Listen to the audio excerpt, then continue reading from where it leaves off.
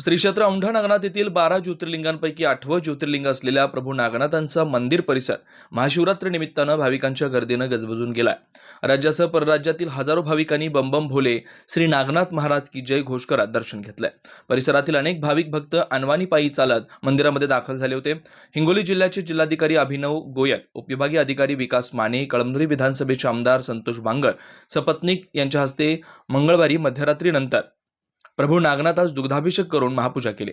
महापूजेनंतर मध्यरात्रीनंतर 2च्या सुमारास भाविकांच्या दर्शनासाठी मंदिर खुलं करण्यात आलं। नागनाथ मंदिर फुलांनी सजवण्यात आलं, तसेच नागनाथ मंदिरावर विद्युत रोषणाई देखील करण्यात आली। नागनाथाचं दर्शन घेण्यासाठी मध्यरात्रीपासूनच भाविकांच्या रांगा लागल्या होत्या। हर हर महादेव बम बम भोलेचा गजर करत भाविकांनी नागनाथ प्रभूचं दर्शन घेतलं। महाशिवरात्री यात्रेनिमित्त 8वे ज्योतिर्लिंग नागनाथ मंदिरामध्ये पोलीस प्रशासनाने कडक बंदोबस्त ठेवला होता। औंढा येथे महाशिवरात्री निमित्त दर्शनासाठी आलेलो आहोत। दर्शनासाठी खूप गर्दी आहे, तरी आम्ही सहपरिवार 2 तास दर्शनाला लागून दर्शन घेतलेले आहे।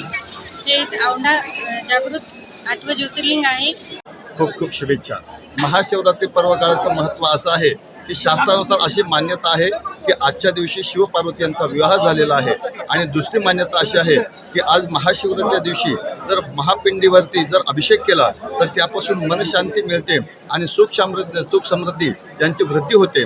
यासाठी महापर्वकाळ जो असतो तो निश्चित काळाचा पर्वकाळ, यावेळी महादेवाला विशेष अभिषेक केला जातो। आणि आज नागेश्वराला भगवान नागेश्वर चरणी आपल्या हिंगोली जिल्ह्याचे जिल्हाधिकारी साहेब तथा आपल्या हिंगोली जिल्ह्याचे आमदार साहेब तथा आपल्या मंदिराचे अध्यक्ष श्री तहसीलदार साहेब आणि आपल्या उपजिल्हाधिकारी साहेब यांच्या हातून महापूजा संपन्न झालेली आहे। आणि त्यानंतर भाविक भक्तांसाठी हे मंदिर खुलं करण्यात आलेलं आहे। जय नागेश्वर।